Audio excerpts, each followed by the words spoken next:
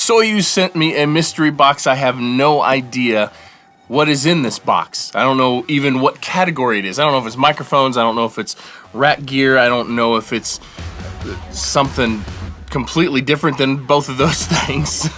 So in this video, I'm gonna walk you through my process of how I review gear, how I decide what to use it on, how I decide how best to present it to you.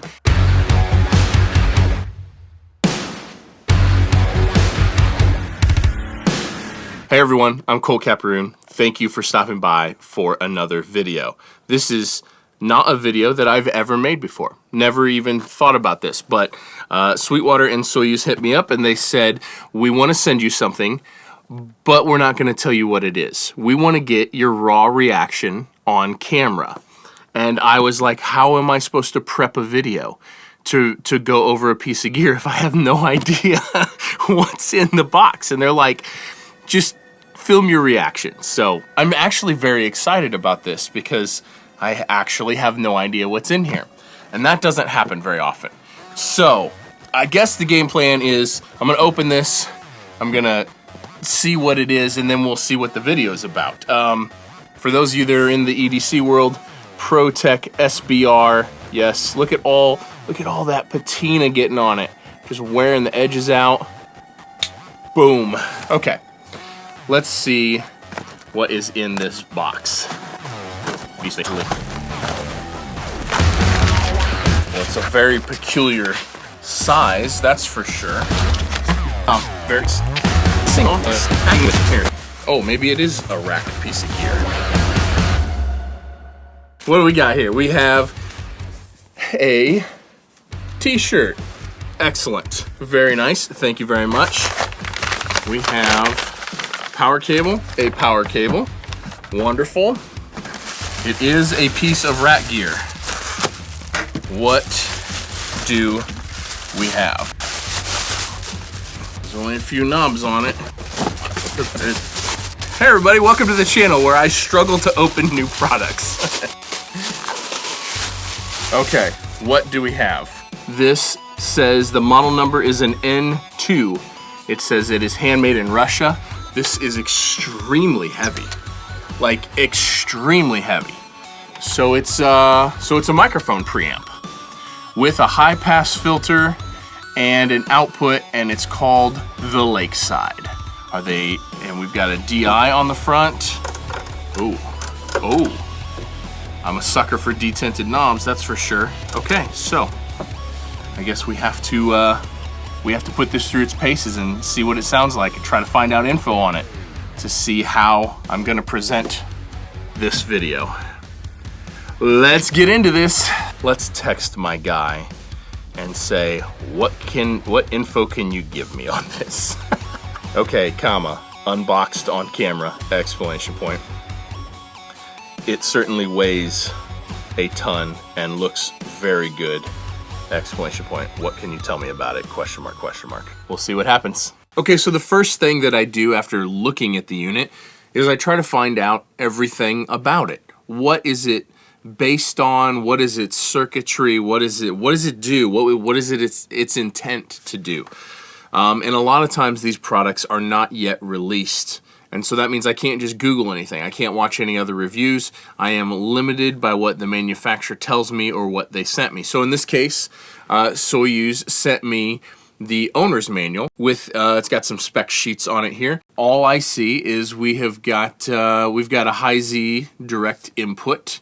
It's got phantom power. It's got a polarity switch. The gain knob amplifies a signal between 10 and 60 dB. On a selector switch. I really like that.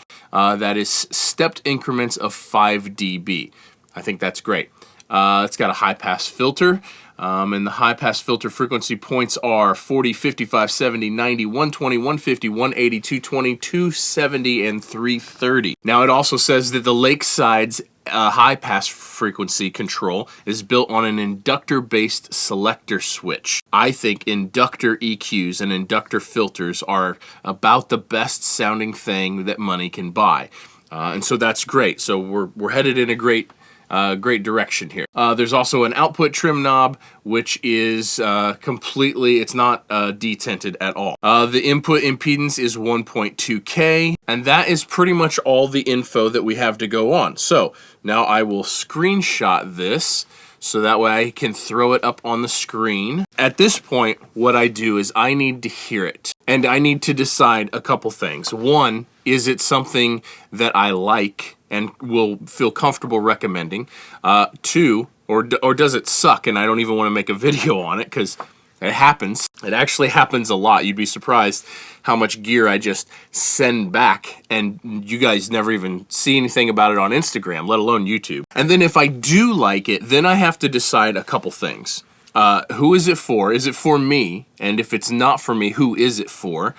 Because just because something doesn't fill a hole in my particular workflow doesn't mean that one of you won't absolutely adore it.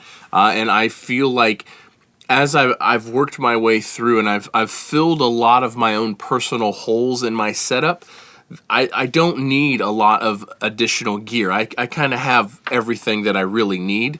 And so it becomes a situation of deciding whether or not is this a game changer for me personally? Is it something that's going to fit permanently into my workflow? Or is it something that's just really good and I should just show off what it's capable of so that way some of you might really love it? And you can see this differentiation when I talk about a product. When I talk about a product like this, like the SPL Big, for instance, this was a product that exactly filled a hole that I personally needed. It was an actual game changer product for me and my workflow. Now, other pieces of gear, I will just talk about what it does, what it's good at, what it's not good at. And somewhere in between there, that's like a floating scale of how much I want to use it in my workflow, even though it might be an incredible product. So next thing to do is to actually set it up and give it a listen. I got these little rubber spacers so that way I can set gear right up here and it doesn't ding up my tabletop here.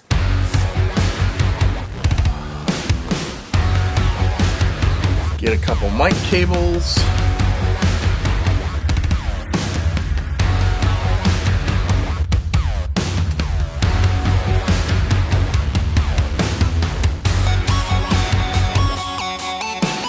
So the next thing I do is I open up a Pro Tools session and I test it out. So in this case, I will create a new session. It'll be called Soyuz Lakeside Test. And what I'll do for this is a mic preamp. I want to track my own voice through it. I want to track an acoustic guitar through it. So we're gonna just go ahead and create 2 new channels, and we're gonna fire up the patch bay. It's one of the things that I love about the Flock patch is how easy it is to just demo gear. Front in 32 and 33. Okay, so we can set both of these. We're going in on 31 on the Flock, so we can set both of these to input 1 on the HDIO. Let's flip this on. We've got one little LED right here. We're going to turn the output all the way up and the input all the way down. I'm going to turn phantom power on and see if we are getting any level. Check, check, check, check. We have some level. So output's all the way up. I always will test the cleanest way first. So output all the way up, input all the way down, and then you increase the input in order to get the signal that you're looking for. Check, check, check, check. 1, 2. Hey, hey, hey, hey, hey. There we go. Check 1, 2, 2. Hey, hey, hey, hey, hey. We'll get some headphones set up. If you haven't seen my review of the Focal Lenses headphones, boy, are they something special. So check, check. 1, 2. Hey, hey, hey. Ooh. It feels good in the headphones. All right, for the sake of this, since I'm actually filming myself test this, what I will basically do is you're gonna hear the audio switch from the camera to the actual recorded audio right now. And so now what you're hearing is the Lawton Audio Atlantis going through the Soyuz Lakeside preamp straight into Pro Tools. There's no EQ. There's no additional anything happening. And so the first thing that I'm going to do is I'm going to just listen in the headphones, just talk through it. This feels really cool to me. It feels like it sounds really good. However, these headphones are somewhat new to me. So in this situation, what I'm going to do is I'm going to just talk for a while, and then I'm going to listen to it in Pro Tools out the studio monitors and just make a judgment call. How good does it sound? Is this a really good sounding preamp? Is this a not really good sounding preamp? And then what I will commonly do is start playing around with EQ. How well does this take EQ? Because that's a mark of a quality microphone and of a quality preamp. If I can really wrench on it with some EQ and it still stays sounding really good, then they're good pieces of gear. At the same time, I'll be evaluating its overall frequency response, its overall character and vibe, if there's any kind of noise, if there's any audible distortion, anything like that, what's actually going on with this preamp, and then we'll test it out. Okay, so we got the guitar all tuned up, and I'm basically just gonna play around with positioning a little bit, find a position that I like, and then just play around a little bit, and again, review in Pro Tools. So let's go ahead and let's hit record there. So now you're hearing the sound from the actual microphone. Same setup, Lawton Audio Atlantis, cardioid pattern, it's on neutral. So, let's see what this sounds like.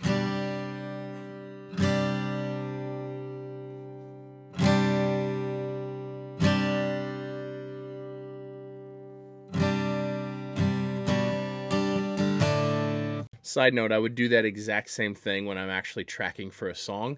I would figure out exactly where the position sounds the best to me for the context of the song, and then I stay there, and my relationship between the guitar and the microphone does not move.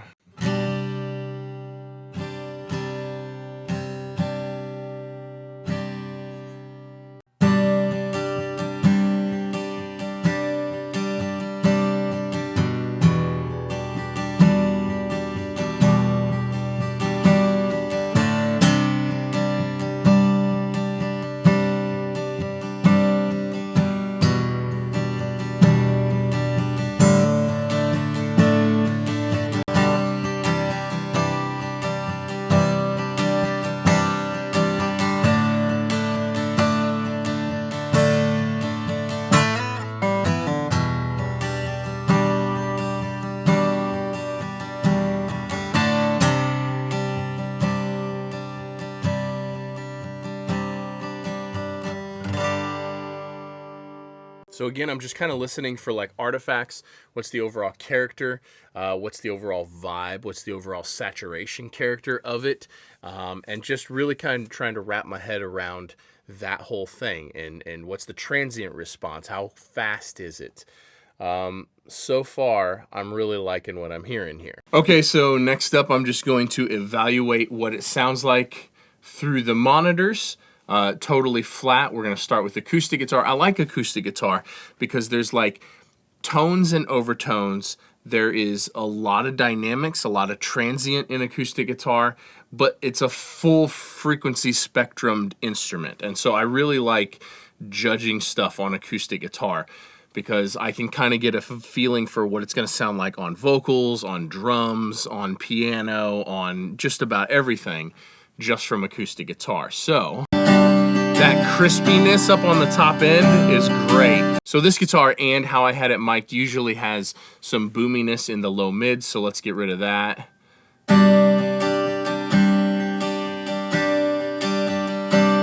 Bring in some like 100.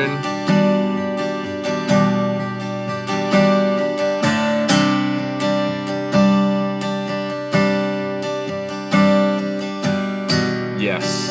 So I'm boosting like 10 dB at 10K, and it sounds awesome. That is a very, very good sounding mic pre. That's very, very impressive. Okay, let's switch over to vocals, which is just me talking. So let's see what that sounds like here. Since I'm actually filming myself test this, what I will basically do is you're going to hear the audio switch from the camera to the actual recorded audio right now. And so now what you're hearing is the Lawton Audio Atlantis going through the... It has a nice smooth mid-range, and I like that. All right, for the sake of this, since I'm actually filming through it, this feels really cool to me. It feels like it sounds really good. However, these headphones are somewhat new to me. So in this situation, what I'm going to do is I'm going to just talk for a while, and then I'm going to listen to it in Pro Tools out the studio monitors and just make a judgment call. How good does it sound? Is this a really good sounding? That is a fantastic sounding mic pre. I'm very, very, very impressed with that. How good does it sound? Is this a really good sounding preamp? Is this... Oh, that's... That's really good. That's really, really good. Let's just start where I think about this. I think this sounds absolutely incredible, and I would love to have this here in my room. So I feel completely comfortable recommending it, and I think it sounds absolutely incredible. Where does it fit in my range of gear? Okay, so Lakeside by Soyuz. First of all, I do think it looks really cool, but where does it fit in my range of preamps and things that I actually use here on a daily basis? Now, we've got my signature pre's here, which sound very open and kind of a pushed mid-range, and so these are kind of on the extreme end. We've got the Cappy VP28s, and we've got the Neve 1073 SPXs over here. And I feel like this lands kind of right in between the Cappy Platinums and the Neve 1073. It's got that like warm, thick, comforting, not gooey. It's not as gooey as a 1073, and it doesn't have as much hair as a 1073. The saturation, how a 1073 breaks up, has like, it's got more like hair on it. Go figure, the ways that we describe this stuff. So it's not quite that. However, it's like kind of between this. It's a little bit more smooth and a little bit more open than the 1073, but it also still has some of that warmness and some of that size. I do feel like it's a very big sounding preamp. So that's great. So it does actually fill a hole in my setup. It's kind of right between a couple options. Boy, I'd love to have a pair of them. And if I had a pair of them, I would certainly try it out on bus duties and see what it sounded like on like a mix bus. Now this goes for, I believe, $14.99. So it's a premium microphone preamp, no doubt. But, you know, when you compare it to any of the other classics, a 1073 or whatever, it's kind of, we're right in that ballpark. So then the next thing I would do, this is something that I would absolutely create content on. So the next thing that I would do is figure out how I'm going to show it off. And I feel like for this preamp, I would need to hire a singer, and I would need to find the piece of music that won't get a copyright strike, and I would need to figure out what all instruments I'm going to record through this. Since I only have one of them, it would likely just be acoustic guitar and vocal, which is the test that I just run. If I had a pair of them, then, you know, we might try piano, we might try them overheads on drums, we might try them kick and snare. There might be a bunch of other things. So then it just becomes, how many do I have? What can I do with it? What's the best ways to show it off? What does it shine at?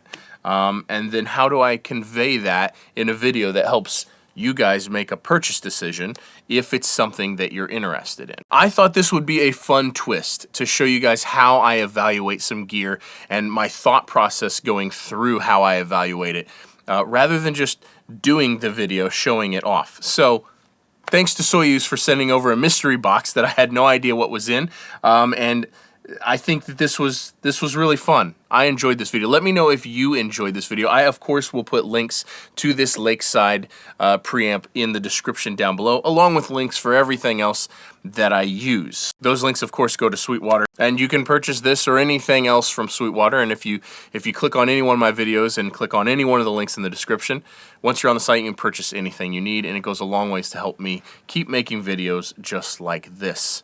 So that was really fun.